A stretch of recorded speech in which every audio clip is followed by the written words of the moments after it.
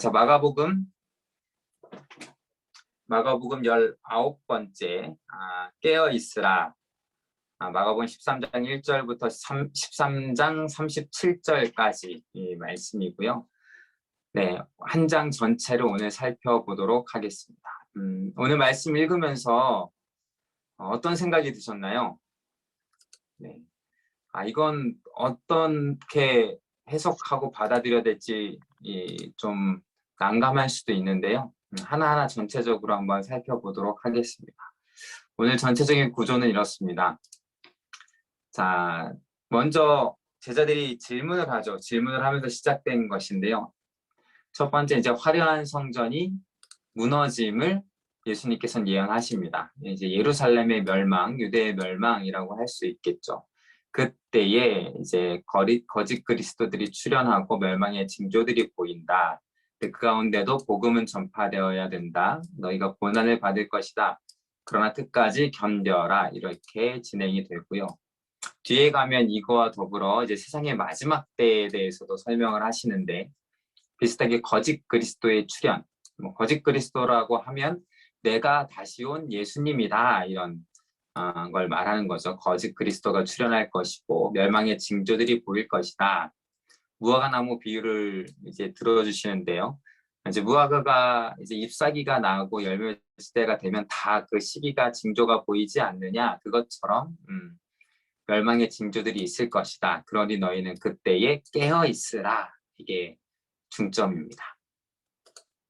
자, 그러면 하나하나 한번 살펴보도록 하겠습니다. 첫 예수님의 제자들의 질문부터 이제 시작해 보도록 하죠. 자, 예수께서 성전에서 나가실 때에 라고 말하고 있습니다. 자, 그 전을 생각해 봐야 돼요. 성전, 어떤 일이 있었죠? 예수님께서 예루살렘에 들어가시고 성전에 가십니다. 그래서 성전에서 누구랑 서로 말을 하시죠? 서기관, 제사장들, 사두개인들, 바리새인들, 이런 사람들이랑 이야기를 하십니다. 그 모든 이야기가 끝나고 이제 나가십니다. 나가실 때에 제자 중 하나가 이르되 선생님이여 보소서, 이 돌들이 어떠하며 이 건물들이 어떠하니까? 라고 물어봅니다. 자, 무슨 의미로 물어봤을까요? 이 성전이 어떻습니까? 라고 물어봤습니다. 왜 예수님께 이런 질문을 했을까요? 예전에 수업 들으신 분 기억나시나요? 성전 이야기할 때 성전이 어떻다고 했죠? 볼품없고 초라합니까? 아니면 화려합니까? 네, 화려해요. 예전에 이제 솔로몬 성전하면 솔로몬 성전이 있고 학개스가랴 성전이 있죠. 그 중에는 솔로몬 성전이 화려한데 그거보다 더 화려하게 헤롯이 성전을 지었습니다. 왜 성전을 지었죠? 헤롯은 이방인이에요. 에돔 출신 사람인데도 불구하고 헤롯 왕이 유대인들의 인심을 얻기 위해서 성전을 지어줍니다. 어마어마한 크기로 지어요. 솔로몬 성전보다 몇 배 크게 이렇게 성전을 지어줍니다. 그 성전을 한번 바라보면요. 이건 모형이에요. 이랬을 것이다 하고 보여주는 모형입니다. 솔로몬 성전보다 더 크게 이렇게 지었어요. 그런데 이 성전의 모습을 보고 이 요세푸스라는 역사학자가 있는데, 이 역사학자는 이렇게 말합니다. 이스라엘 그때 신약 시대의 그 모습들을 보려면 이 요세푸스가 이렇게 쓴 역사책들이 있는데요. 그 안에 있는 내용입니다. 성전의 겉모습은 보는 이들의 눈과 마음을 사로잡아 그저 놀라움만 자아낸다.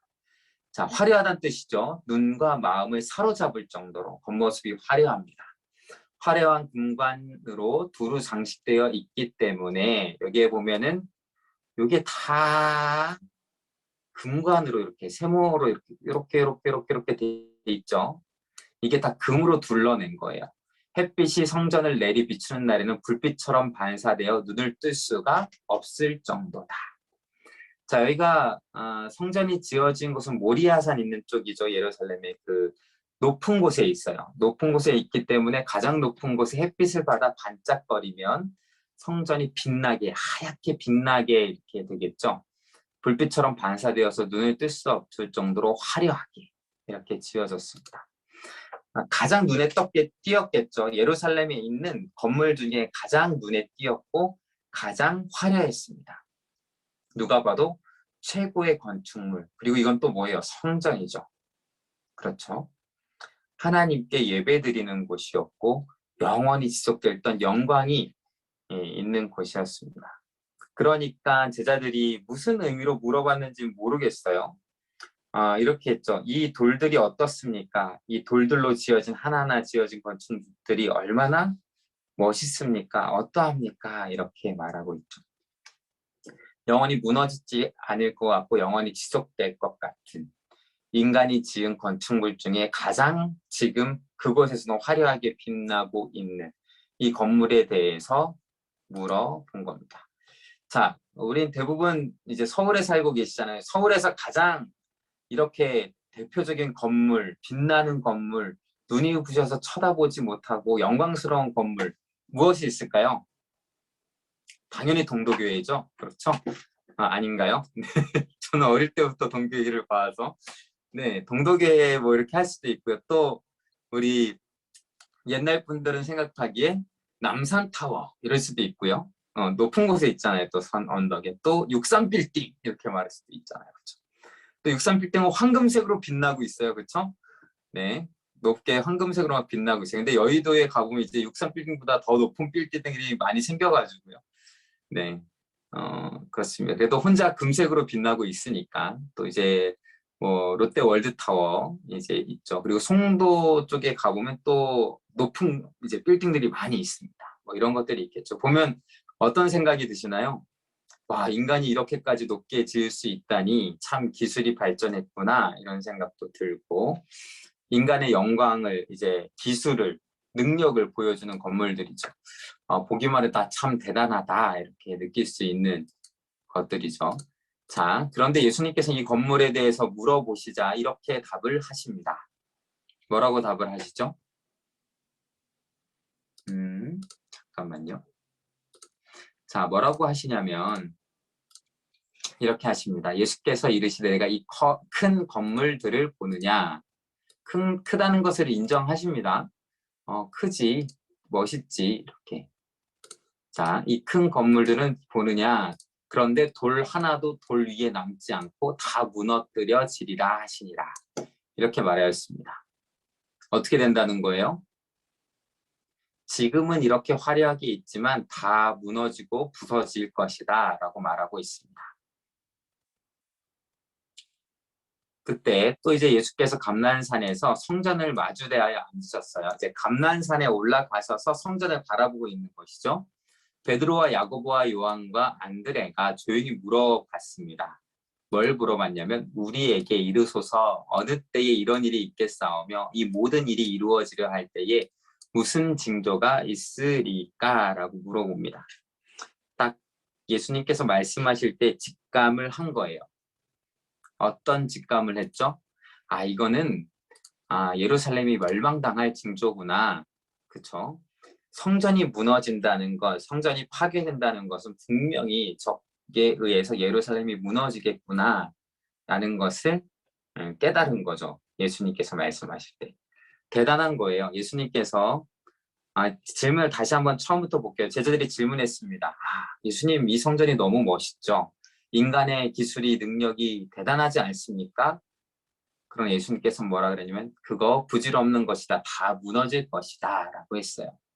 그러자 이제 그 4명의 제자가 예수님께 조용히 물어봅니다. 그럼 멸망의 때를 말씀하시는 것 같은데 그때가 언제일까요?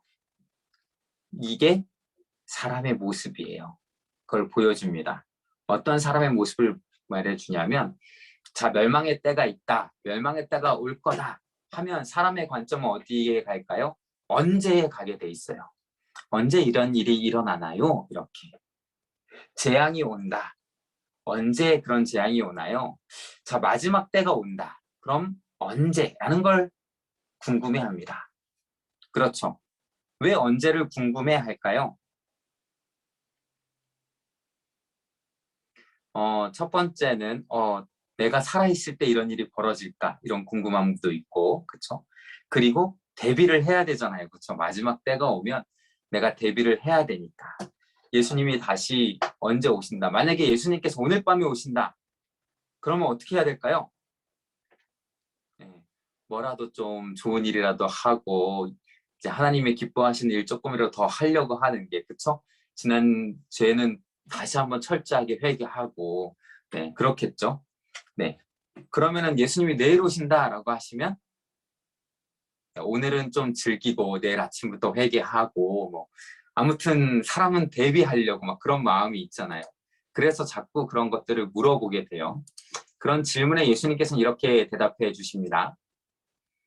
뭐라고 대답하시냐면, 자, 5절부터 보면 예수께서 이르시되 너희가 사람의 미혹을 받지 않도록 주의하라 하면서 그때의 모습을 말해줍니다. 많은 사람이 내 이름으로 와서 내게 이르되 내가 그라 하여 많은 사람을 미혹하리라. 그라는 그리스도 예수님을 뜻하죠. 그러면서 난리와 난리의 소문을 들을 때에 두려워하지 말라. 난리와 난리의 소문들이 일어난대요. 이런 일이 있어야 하되 아직 끝은 아니니라. 또 뭐가 있어요? 민족이 민족을, 나라가 나라를 대적하여 일어나겠고 곳곳에 지진이 있고 기근이 있고 재난의 시작이다. 너희는 스스로 조심하라. 사람들이 너희를 공회에 넘겨주겠고 너희를 회당에서 매질하겠으며 나로 말미암아 너희가 권력자들과 임금 앞에 서리니 이는 그들에게 증거가 되려 함이라 라고 말하여 주고 있습니다. 그러면서 성전이 무너질 때에 대해서 말씀을 하여 주시고 있는 거죠. 사실 성전이 무너진 것은 AD 70년경에 티투스 장군, 디도 장군이라고도 불리는데요. 티투스 장군에 의해서 예루살렘이 70년 멸망합니다. 이제 예수님이 AD 3, 4년경도 얘기하는데요. 그냥 AD 0년으로 잡고 예수님께서 30살, 33살 그렇게 잡고 하면 예수님께서 지금 예루살렘 온 기간에 한 40년 정도 뒤에 이제 예루살렘은 멸망하게 되어 있어요. 그때 나오는 징조들에 대해서 많이 이야기해 주셨죠. 사람들이 미혹할 거다, 거짓 그리스도가 올 거다. 예수님 부활하신 이후에 막 이단들이 나타나서 내가 다시 오신 예수다 이런 사람도 있을 거다라고 말해주고 있고요. 지진도 얘기하고 기근도 얘기하고 나라와 나라끼리 전쟁도 일어날 것이다라고 말해주는데 그 뒤에는 뭐냐면 예수님을 믿는 자들, 특히 제자들의 박해에 대해서도 말해주고 있습니다. 그러면서 예수님은 또 한 가지를 말해주는 핵심은 무엇이냐면요. 그러한 가운데에서도 중요한 것이 있는데 이것은 바로 복음이 먼저 만국에 전파되어야 할 것입니다. 이렇게 말하고 있습니다. 자, 예루살렘의 멸망을 얘기하면서 그 전에 복음이 만국에 전파될 것이다 하면서 복음 전파에 대한 중요성을 이야기해 주고 있어요. 또한 복음이 전파된 후에 마지막 때가 오겠지만 너희가 내 이름으로 말미암아 모든 사람에게 미움을 받을 것이나 이제 고난을 이야기하시죠. 그러나 끝까지 견뎌라. 끝까지 견디는 자는 구원을 받으리라 라고 나오고 있습니다. 자, 이 마가복음을 쓰여졌을 때를 생각해 봐야 돼요. 마가복음이 쓰여졌을 때에 이 예수님의 예언이 실현되고 있을 때입니다. 특히 무엇이? 예수님의 제자들이 박해를 받고 끌려가게 되고 순교하게 되고. 자, 마가복음이 쓰여진 이유가 뭐라 그랬죠? 저는 1학기 때 배웠는데, 자, 예수님을 사람들이 믿었어요. 교회가 세워졌습니다. 이제 예수님과 함께 있었던 사람도 많이 있었어요. 제자들도 있었고. 근데 제자들이 점점 끌려가고 순교합니다. 예수님과 함께 있던 사람들도 이제 끌려가기도 하고 나이가 들어 죽어가기도 합니다. 예수님과 함께 있었던 사람들이 실제적으로 줄어들기 시작했고 예수님이 하셨던 복음 사역이 구전으로는 전파되고 있었으나 이것을 책으로 써야 되겠다는 이제 마음을 먹게 된 것이죠. 그래서 그것을 책으로 기록하고 여러 제자들에게 묻고 해서 마가복음을 기록하게 되고 교회들에게 그 마가복음을 전하게 되는 것이죠. 그런데 그 상황 가운데 각 교회들이 어떤 상황 가운데 있었냐면 이제 예수 그리스도를 믿는다고 교회가 박해를 받고 있었습니다. 그러니까 박해에 대한 해답이 필요했어요. 왜 예수님을 믿는데 고난이 찾아오고 박해를 받느냐. 또한 예수님은 도대체 언제 오시느냐. 이것이 중요했습니다. 오늘의 해답은 뭐예요? 예수님이 이미 박해를 받을 거라고 말씀하셨습니다. 고난이 옵니다. 그런데 어떻게 해야 된다고요? 끝까지 견뎌야 합니다. 그래야 구원을 완성할 수 있습니다. 이미 이루어진 구원이지만 끝까지 견디고 예수님을 꽉 붙잡고 나아가야 합니다. 그래서 박해 가운데 배교하는 사람도 많았어요. 배교가 뭐죠? 쉽게 하면 교회를 배신하는 사람들 이렇게 생각하면 되겠죠. 배교. 네. 그래서 교회를 박해를 받고 진짜 믿음이 아니었던 거죠. 교회를 떠나는 사람들이 생겨나게 돼요. 그러니까 그거에 대한 해답을 주기에 끝까지 견디십시오 라고 말하고 있는 것이죠. 그리고 이게 마지막 때이니까 곧 예수님이 오실 것입니다 라고 하고 있어요. 자, 이것은 계속 진행됩니다. 로마에 의해서 예루살렘이 멸망당하는 것뿐만 아니라 이 세상의 마지막 때를 예수님께서 계속 말씀하여 주고 계세요. 그러니 이 말씀은 우리에게도 해당되는 것입니다. 예수님이 도대체 언제 오는 거야? 오시긴 오시는 거야? 복음이 진짜인 거야? 이 의심은 우리 때에도 계속될 수 있어요. 그런데 성경은 뭐라고 말씀하시냐면 끝까지 참고 견디는 자가 구원을 얻을 것이다 라고 말해주고 있습니다. 예수님께서 이제 마지막 때에 대해서 다시 한번 설명을 21절부터 해주시는데요. 21절부터를 보면요. 제가 읽어보겠습니다. 그때에 어떤 사람이 너희에게 말하되 보라 그리스도가 여기 있다 보라 저기 있다 해도 믿지 말라. 거짓 그리스도들과 거짓 선지자들이 일어나서 이적과 기사를 행하여 할 수만 있으면 택하신 자들을 미혹하려 하리라. 너희는 삼가라. 내가 모든 일을 너희에게 미리 말하였노라. 자, 지금까지 거짓 선지자가 엄청 많이 나왔죠. 그렇죠? 내가 다시 온 예수다 라고 했었던 사람도 있고 아직까지 살아서 그렇게 말하고 있는 사람도 있습니다. 어떤 이단이라고 특별히 말 안 해도 이제 많이 알고 있죠. 내가 예수 그리스도다 이런 사람들이 참 많이 있어요. 그런 거짓 사람들이 미혹할 것이다 라고 말씀을 해주시고 있고요. 또한 뭐라고 하고 있죠. 그때에 그 환난 후 해가 어두워지며 달이 빛을 내지 아니하며 별들이 하늘에서 떨어지며 하늘에 있는 권능들이 흔들리리라. 그때 인자가 구름을 타고 큰 권능과 영광으로 오는 것을 사람들이 보리라. 자, 이 말씀을 들어서 이제 지구의 종말은 우주에 있는 행성들이 떨어져서 이렇게 멸망하게 될 거다 말하는 사람도 있고 여러 가지로 해석하는데요. 중요한 것은 이겁니다. 어떤 방식으로 세상의 멸망이 올지는 우리는 알 수 없습니다. 중요한 건 점점 멸망할 때가 올수록 징조가 보일 것이다 라고 말하고 있어요. 앞에 말했던 징조와 함께 볼까요? 앞에 보았던 징조까지 하면은 뭐 지진, 기근, 각 나라의 전쟁부터 시작해서 거짓 그리스도 다 나오잖아요. 지금도 있어요, 없어요? 있어요, 그렇죠? 점점 마지막 때가 다가옴을 느낄 수가 있습니다. 그런데 정확한 시기를 알 수 있어요, 없어요? 없죠, 없죠. 근데도 우리는 무엇을 궁금해해요? 정확한 시기를 사실 궁금해하죠. 그러면서 시기에 대한 비유를 다시 한번 말씀하여 주십니다. 어떤 거예요? 이제 무화과 나무의 비유죠. 무화과 나무의 비유를 배우라. 여기서 말하는 비유는 전에 배웠던 그 무화과 비유와 상관이 없습니다. 다시 말하여주고 계시는 무화과 나무 비유예요. 무화과 나무 가지가 연하여지고 잎사귀를 내면 여름이 가까운 줄 아나니라고.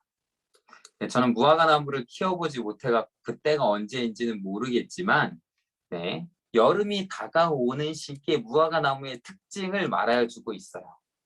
그쵸? 자, 무화과 나무를 보면 이제 여름이 오는구나 이런 걸 알 수 있듯이 이런 뜻이죠. 자, 우리가 겨울이 오는 걸 어떻게 알 수 있죠? 너무 추워지죠. 그쵸? 바람이 세게 불고 또 뭐가 있죠? 자, 바람이 세게 불고 일교차가 커지고 네. 또 겨울이 오는 걸 어떻게 알 수 있을까요?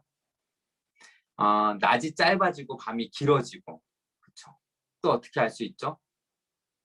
거리에 붕어빵 장수들이 늘어나고 네, 그런 것도 있을 수 있잖아요. 또 뭐가 있을까요?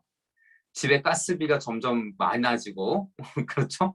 근데 또 뭐가 있죠? 그런 등등이 있어요. 자, 그렇게 오면 당연히 겨울이 오는구나 이렇게 생각될 수 있습니다. 때를 알 수 있는 모습들이 있죠. 교회가 경동시장이 가까이 있잖아요. 그럼 저도 가끔 이제 과일을 사러 경동시장에 가는데 과일을 보면 때를 알 수 있습니다. 여름이 다가오는구나, 겨울이구나, 뭐 봄이 오는구나. 요즘은 너무 빨리 나와서 네, 뭐 가을이 시작되면 뭐 겨울이 시작될 때 귤이 나와야 되는데 가을이 시작될 때 귤이 나오고요, 그렇죠? 딸기가 겨울에 나오고 막 이러긴 하는데 그래도 때가 다 있죠. 이것처럼 우리 주변을 봐라. 마지막 징조 때가 점점 다가옴을 알 수 있다라고 보여주고 있어요. 우리의 궁금함에 대해서 답을 내려주고 있습니다. 무화과 나무에 잎사귀가 연하해지면 여름이 오는 걸 알 수 있듯이 오고 징조가 일어난다. 29절에 보면 이와 같이 너희가 이런 일이 일어나는 것을 보거든 인자가 가까이 곧 문 앞에 이른 줄 알라라고 합니다. 자, 예수님께서는 이제 말씀해 주시는 거예요. 마지막 때가 곧 올 거다. 이러한 징조들이 있을 때. 어디 앞에? 예수님께서 문 앞에. 문 앞에. 이게 왜 중요해요? 자, 우리도 그렇고 그리고 지금 마가복음을 전하여 읽고 있는 그 시대 사람들도 그렇고 궁금한 건 예수님이 언제 오시느냐예요. 특별히 박해받고 있던 초대교회 사람들은 예수님이 언제 옵니까? 언제 옵니까? 이런 징조들이라면 문 앞에 있다. 예수님이 참 문 앞에 오랫동안 계셨죠. 거의 2000년 동안 계속 문 앞에 계시는데요. 그렇죠? 네. 근데 그렇게 말씀하신 이유도 다 살펴보겠습니다.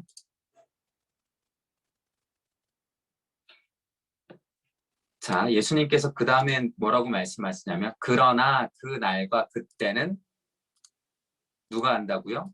아무도 몰라요. 하늘에 있는 천사도 아들인 예수 그리스도도 몰라요. 아버지만 아세요. 그러니 어떻게 하라고요? 주의하라, 깨어있으라, 그때가 언제인지 알지 못함이니라 라고 말하고 있습니다. 자, 예수님이 언제 오나요 했어요. 근데 박해가 심해지잖아요. 그러면 예수님이 오시는 게 너무 멀어지면 박해 가운데 조금만 쉬다가 다시 예수님을 믿고 싶은 생각도 들고 그렇죠? 도저히 못 견디겠다. 예수님은 도대체 언제 오시느냐 이렇게. 초대교회 사람들은 어떻게 했냐면 내가 죽기 전에 예수님이 오실 것이다 이렇게 생각을 했어요. 그런데도 지금까지 이제 문 밖에 계시는 거잖아요. 그럼에도 불구하고 계속 반복해서 우리에게 주시는 말씀이 있는데요.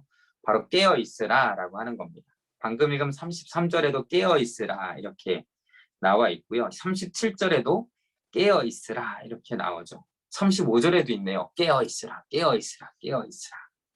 그러면서 한 가지를 더 우리에게 말씀하여 주고 계십니다. 마지막 말씀인데요. 한번 보겠습니다. 가령 사람이 집을 떠나 타국으로 갈 때에 이 사람은 주인입니다. 집 주인. 네, 집 주인이 이제 집을 떠나서 타국으로 갑니다. 잠시만요. 네. 집을 떠나 타국으로 갈 때에 그 종들에게 권한을 주었어요. 각각 사물을 맡겼습니다. 너는 이거에 쉽게 말하면 너는 정원을 가꿔라. 너는 돈을 관리해라. 너희는 내 자녀들을 교육시켜라. 뭐 이런 등등의 이제 관리할 게 있겠죠. 더 세분화시킨다면 너는 뭐 청소를 하고 뭐 이런 것들도 다 이렇게 할 수 있겠죠. 그러면서 문지기에게 깨어 있으라 명함과 같으니 자 언제 올지 몰라요. 주인이 나가면 언제 올지 몰라요. 그러므로 깨어 있으라 집 주인이 언제 올는지 혹 저물 때 일는지 밤중일 때인지 다굴 때 있든지 새벽일는지 너희가 알지 못한다. 그가 호련히 와서 너희의 자는 것을 보지 않도록 하라. 자 사물을 맡긴 이제 종들이 있죠. 그러면은 주인이 올 때까지 어떻게 해야 돼요? 정원 관리하는 사람은 정원을 잘 관리해 놔야 돼. 그렇죠? 주인이 오는 때에 맞춰서 해야지 해면 절대 할 수가 없죠. 언제 올지 모르니까.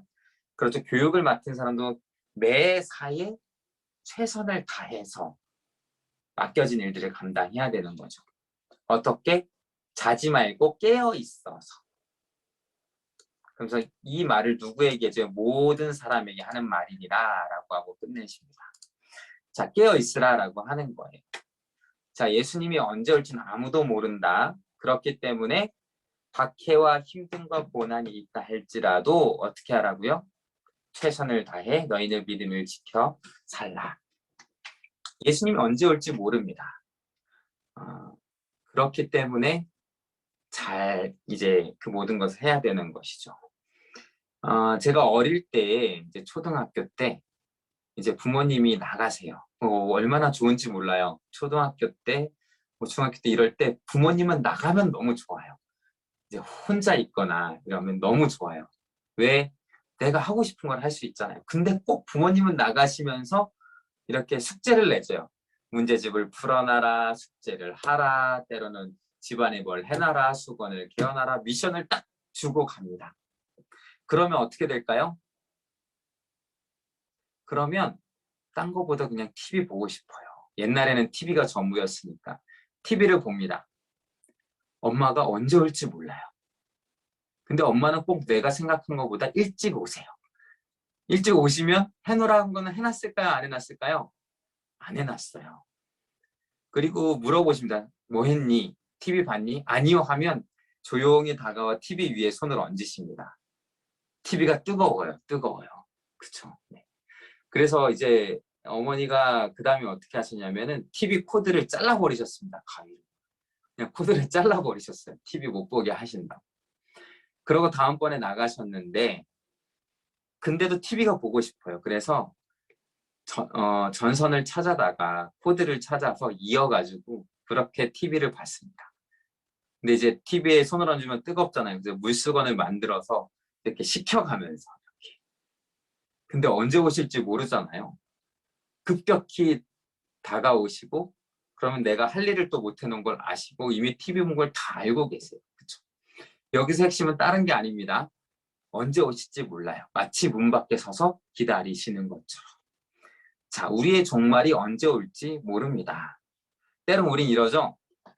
신앙생활, 믿음생활, 예수 그리스도를 믿으면 당연히 천국에 가지만 부끄러운 구원이 아니라 하나님께서 기뻐하시는 삶으로 영광 돌린 다음에 천국에 가고 싶잖아요. 그렇죠? 네. 그렇기 때문에 우리는 다 어떻게 생각하냐면 천국 가기 전에 정말 신실한 믿음의 사람으로 마지막에 천국에 가고 싶은 마음이 있어요. 그렇죠? 근데 그걸 자꾸 어떻게 미뤄요. 자, 내가 신실한 사람, 믿음의 사람, 하나님 말씀에 순종하는 사람으로 살기를 원하면 지금 당장 해도 되는데, 아니, 당장 해야 되는데, 자꾸만 미룹니다. 왜 그럴까요? 아직 세상의 삶이 편하고요. 세상의 삶이 좋아요. 여러분, 믿음 신실한 내 모습을 상상해 보세요. 갑자기 성령 충만, 믿음 충만하셔서 모든 예배 다 드리고 열심히 하루에 두세 시간씩 기도하고 전도하러 다니고 하나님 말씀도 잘 읽고 항상 선한 말, 착한 말, 희생의 삶을 살아간다고 생각해 보세요. 남이 그러면 존경스럽지만 내가 그러면은 아휴, 내가 어떻게 그걸 감당하지? 나는 못해. 나중에 5년 뒤에나 10년 뒤에나 내가 권사가 되면 하지. 내가 안수집사가 되고 장로가 되면 하지. 그렇게 미루면요 죽을 때까지 미룹니다. 그게 인간의 모습이에요. 네. 그럼에도 불구하고 예수님이 지금 문 밖에 있다라고 생각하면 어떻게 해야 될까요? 엄마가 문 밖에 있다. 그런데 TV를 계속 볼 수 있어요? 없죠. 수건이라도 하나 더 개어놓고 숙제라도 하나 더 해놓고 문제집이라도 하나 더 풀어놔야 될 거 아니에요. 그렇죠? 그러한 마음으로 지금 이 시간 순간 깨어 있으라라고 말씀하시는 겁니다. 자, 처음부터 한번 정리를 해볼게요. 자, 우리 들으시는 분들의 표정이 너무나 빛나고 눈빛이 또렷또렷하기 때문에 다 기억하는 줄로 압니다. 자, 처음에 예수님께 제자들이 물어보죠. 뭐라고 물어보시죠? 예수님, 이 성전이 어떻습니까? 라고 이 성전의 화려함을 들여서 보내주시죠. 예수님이 뭐라 그러시죠? 인간이 쌓은 이 성전 다 무너지는 마지막 때, 멸망의 때가 있다라고 말해주고 있습니다. 멸망의 때가 언제 옵니까? 제자들이 물어봤죠. 그러자 예수님이 징조를 말해줍니다. 그때에는 거짓 선지자, 거짓 그리스도가 일어날 것이고 너희를 유혹해 할 것이다. 복음에서 떠나게 하려고 계속 유혹할 것이다. 또 나라와 분쟁이 있고 전쟁과 기근, 지진 등이 있을 것이다 라고 말해 주십니다. 그렇죠. 그리고 또 말해 주세요. 너희에게 고난과 박해가 있을 것이다.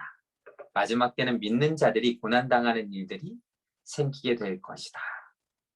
그러나 어떻게 하라 그랬죠? 끝까지 견뎌라. 견디는 자는 구원을 받을 것이다. 그렇게 말씀하시면서 마지막 때가 언제 올지는 아무도 모른다.